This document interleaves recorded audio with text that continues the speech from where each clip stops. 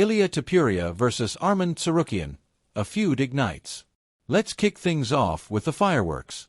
Ilia Topuria and Armen Tsarukyan are trading shots, and it's not just sparring, this is personal. It all sparked last night when Tsarukyan lit the fuse on X with a single razor-sharp tweet. Fun fact of the day, Ilia never fought anyone in their prime. Ouch. That's not a casual jab, that's a full-on uppercut to Topuria's legacy. In MMA, questioning a fighter's resume, especially a champ's, is like throwing gasoline on a fire. And Ilia, he's not one to let it smolder. Topuria clapped back at a press conference in Spain, staring down the cameras like they were Tsarukyan himself. Armen's the easiest fight out there, he declared, voice dripping with venom. Not one of the easiest, the easiest. He didn't stop there, tossing in a dig that cut deep. Easier than Paddy Pimblett. That's a bold flex, considering Pimblett's a fan favorite with a tricky style. But Ilia wasn't done twisting the knife. He mocked Tsarukyan's name, I don't even know what to call him, and then zeroed in on a sore spot, Armen's withdrawal from a title shot due to back issues. Imagine getting a chance at the world title and pulling out because your back hurts, Topuria sneered. I'd fight with one arm. I don't care. But him? My back hurts, I can't fight. Mentally, he's not there. Boom. The MMA internet erupted. Fans live for this raw, unfiltered trash talk that feels like it's ripped straight from the cage. It's not just words, it's the kind of beef that fuels rivalries and fills arenas. Both these guys are elite, Topuria with his slick boxing and knockout power, Tsarukyan with his relentless wrestling and grit. They've got egos to match, and that's the magic sauce for a blockbuster showdown. Are you itching to see them settle it in the octagon? Because the buzz is deafening. Some fans say it's all hype, a promotional play to build their brands. Others swear it's real bad blood, the kind that ends with someone eating canvas. Either way, it's working. Twitter's ablaze, forums are humming, and the Fightium crew can't get enough. These two sit near the top of their divisions, Topuria at featherweight, Tsarukyan at lightweight, and a clash isn't as far-fetched as it seems. Could this be the UFC's next big grudge match? Let's hear your take in the comments, fight fans. What's the move here? Topuria's stance on Islam Makhachev, champion versus champion? Next up, Ilia Topuria's dropping bombs outside the cage too. He's got his eyes on a mega fight with lightweight king Islam Makhachev, but there's a catch. Topuria's made it crystal clear, he's not stepping up to 155 unless Makhachev's still the champ. If Islam loses to Jack Della Maddalena, deal's off. No belt, no fight. This all started before Topuria snagged the featherweight strap this past weekend. He'd been vocal about chasing double gold, dreaming of a third title down the line. His target? Makachef. Picture it, 145 versus 155, champion versus champion, a clash that'd make the MMA world stop and stare. But Ilia's not here for charity bouts. His manager, Lucas Orzel, laid it out on Canal Sport TV. If Makachef loses to JDM, what's the point? The fight loses its value. They've grilled Topuria on this. Why fight a guy who's just been dethroned? For Ilia, it's about legacy. I only fight the best, he said. Islam's gotta be the king at 155, or it's not worth my time. It's a stance you've got to respect. Topuria's not chasing clout, he's chasing greatness. But Makhachev's move to welterweights got fans split. Some cry foul, saying he's ducking lightweight contenders like Charles Oliveira or Justin Gaethje. Others, though, are hyped. And guess who's in Islam's corner? Armen Tsarukyan. Speaking to ESPN's Brett Okamoto, Armen said, Islam deserves to be a two-weight champ. I'm happy for him. I'll take 155, and then we'll fight. That's not just sportsmanship. That's a fighter plotting his own path.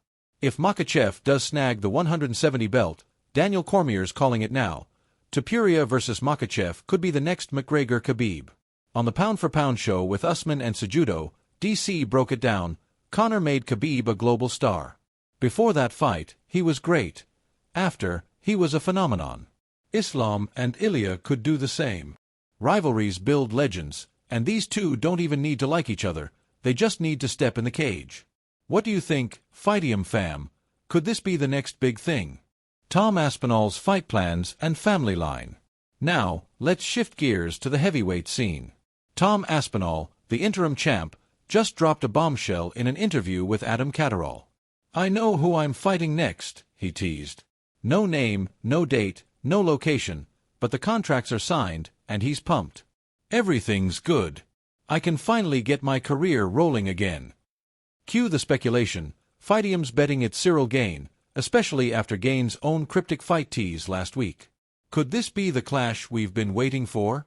Aspinall's journey's been wild, blazing knockouts mixed with a brutal knee injury that sidelined him. But he's back, and he's not messing around. He's got a 4-fight plan through 2026, clean out the heavyweight top 10. "I've beaten 6 already," he said. "Now I want all 10. Ambitious? Sure. Realistic? Maybe not. He admits heavyweights don't fight as often. The damage is bigger, the injuries pile up, he explained. Still, he's gunning for 4 in the next 12 months, names like Gane, Jailton Almeida, and Derek Lewis in his sights. That's a murderer's row, but Aspinall's got the tools, speed, power, and a killer instinct. Can he pull it off? But there's more to Tom than fight plans. He's also making waves outside the cage, drawing a hard line on family privacy. In that same interview, he got real. "If I'm with my kids and you snap a photo without asking, there might be hands flying. It's not a threat, it's a promise from a dad who's had enough. I've been close to that a few times," he admitted. "Don't take pictures of my kids. It's horrendous. Ask me for a pic instead, I'll probably say yes. If I don't, respect it." It's a raw, human moment from a guy fans adore for his down-to-earth vibe. In an era where phones are everywhere and privacy's a myth, Aspinall's standing firm. "I'm a fighter, but I'm a father first," he's saying. The Fightium crew respects that. Fighters aren't just machines, they're people. Fans flooded social media with support, proving Tom's not alone. What's your take? Should fighters' families get this shield? Dustin Poirier's injury revelation. Grit over glory. Now, let's talk Dustin Poirier.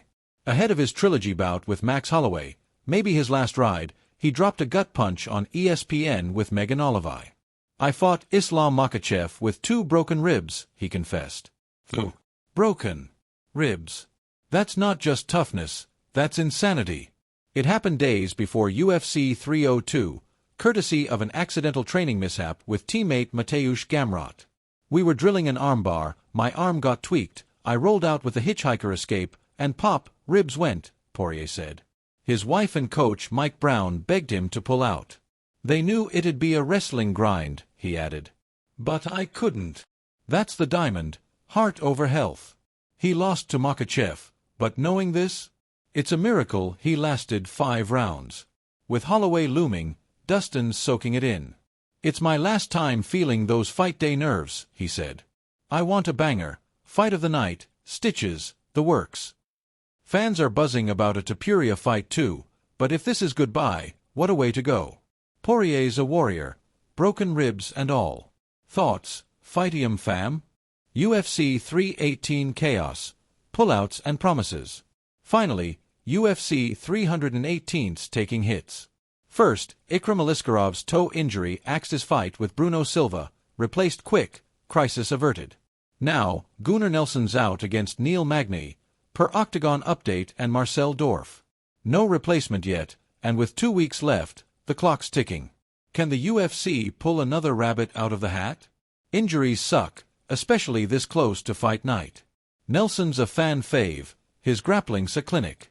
But the UFC's resilient, last-minute heroes are their specialty.